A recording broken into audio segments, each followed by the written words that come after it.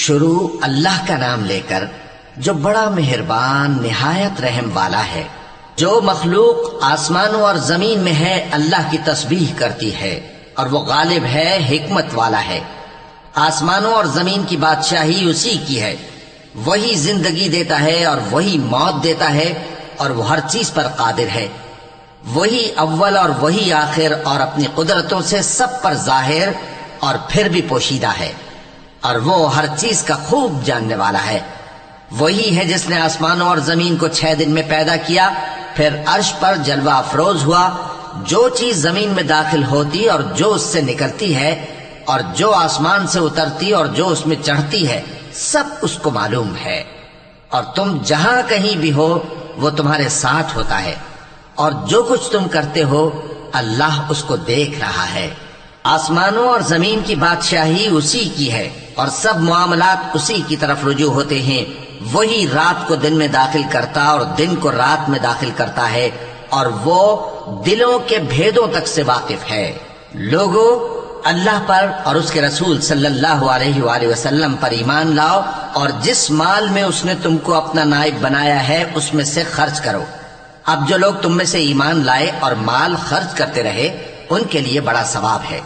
اور تم کیسے لوگ ہو کہ اللہ پر ایمان نہیں لاتے، حالانکہ اس کے پیغمبر صلی اللہ علیہ وآلہ وسلم تمہیں بلا رہے ہیں کہ اپنے پروردگار پر ایمان لاؤ، اور اگر تم کو یقین ہو تو وہ تم سے اس کا عہد بھی لے چکا ہے۔ وہی تو ہے جو اپنے بندے پر واضح آیتیں نازل فرماتا ہے تاکہ تم کو اندھیروں سے نکال کر روشنی میں لائے۔ بے شک اللہ تم پر نہایت شفقت کرنے والا ہے، مہربان ہے۔ اور تم کو کیا ہوا ہے کہ اللہ کے رستے میں خرچ نہیں کرتے، حالانکہ آسمانوں اور زمین کی وراثت اللہ ہی کی ہے؟ جس شخص نے تم میں سے فتح مکہ سے پہلے خرچ کیا اور جنگ کی، وہ اور جس نے یہ کام بعد میں کیے وہ برابر نہیں۔ ان کا درجہ ان لوگوں سے کہیں بڑھ کر ہے جنہوں نے بعد میں مال خرچ کیے اور کفار سے جنگ کی، اور اللہ نے سب سے ہی ثواب نیک کا وعدہ کیا ہے، اور جو کام تم کرتے ہو اللہ ان سے واقف ہے۔ کون ہے جو اللہ کو نیک نیتی سے قرض دے تو وہ اس کو کئی گنا ادا کرے گا، اور اس کے لیے عزت کا صلہ یعنی جنت ہے۔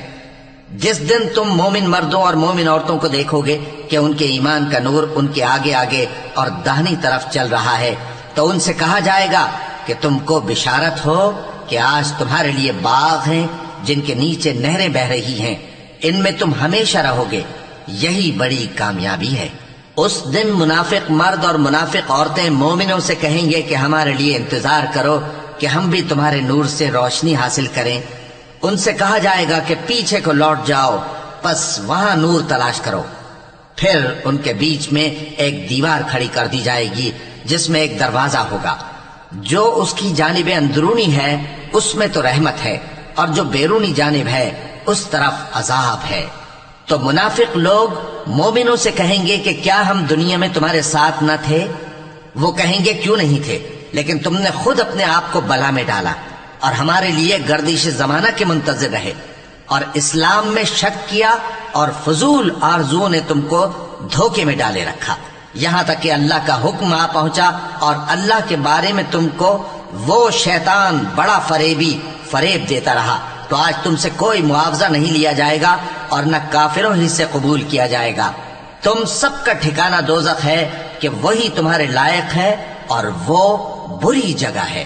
کیا ابھی تک مومنوں کے لیے اس کا وقت نہیں آیا کہ اللہ کی یاد کرنے کے وقت اور قرآن جو حق کی طرف سے نازل ہوا ہے اس کے سننے کے وقت ان کے دل نرم ہو جائیں، اور وہ ان لوگوں کی طرح نہ ہو جائیں جن کو ان سے پہلے کتابیں دی گئی تھیں، پھر ان پر طویل عرصہ گزر گیا تو ان کے دل سخت ہو گئے، اور ان میں سے اکثر نافرمان ہیں۔ جان رکھو کہ اللہ ہی زمین کو اس کے مرنے کے بعد زندہ کرتا ہے۔ ہم نے اپنی نشانیاں تم سے کھول کھول کر بیان کر دی ہیں تاکہ تم سمجھو۔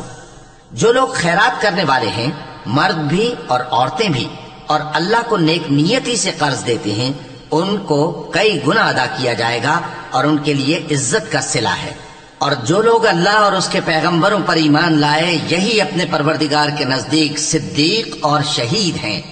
ان کے لیے ان کے اعمال کا صلہ ہوگا، اور ان کے ایمان کی روشنی بھی ہوگی۔ جن لوگوں نے کفر کیا اور ہماری آیتوں کو جھٹلایا، وہی اہل دوزخ ہیں۔ جان رکھو کہ دنیا کی زندگی محض کھیل اور تماشا اور زینت و آرائش اور تمہارے آپس میں فخر و ستائش اور مال و اولاد کی ایک دوسرے سے زیادہ طلب و خواہش ہے۔ اس کی مثال ایسی ہے جیسے بارش کہ اس سے اگنے والی کھیتی کسانوں کو بھری لگتی ہے، پھر وہ کھیتی خوب زور پر آتی ہے، پھر اے دیکھنے والے تو اس کو دیکھتا ہے کہ پک کر زرد پڑ جاتی ہے، پھر چورا چورا ہو جاتی ہے۔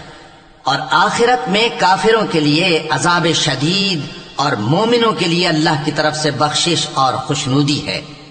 اور دنیا کی زندگی تو دھوکے کا سامان ہے۔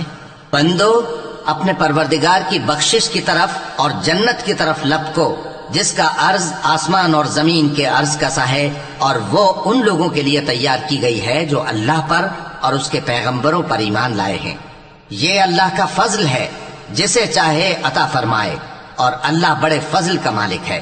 کوئی مصیبت زمین میں اور خود تم پر نہیں پڑتی مگر پیشتر اس کے کہ ہم اس کو پیدا کریں ایک کتاب میں لکھی ہوئی ہوتی ہے، اور یہ کام اللہ کو آسان ہے، تاکہ جو فائدہ تمہیں حاصل نہ ہو سکا اس کا غم نہ کھایا کرو، اور جو تم کو اس نے دیا ہو اس پر اترایا نہ کرو۔ اور اللہ کسی اترانے اور شیخی بگاڑنے والے کو دوست نہیں رکھتا، جو خود بھی بخل کریں اور لوگوں کو بھی بخل سکھائیں۔